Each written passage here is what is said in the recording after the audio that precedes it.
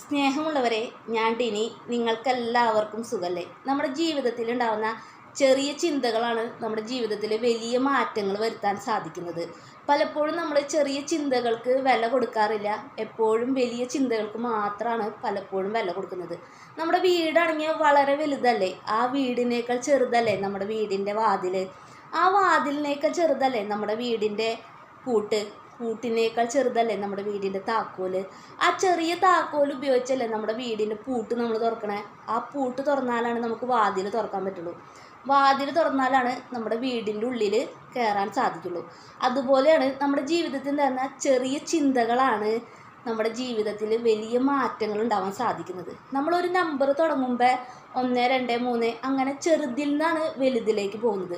ഒരിക്കലും വലുതിൽ നിന്ന് ചെറുതിലേക്കല്ല നമ്മൾ പോകേണ്ടത്.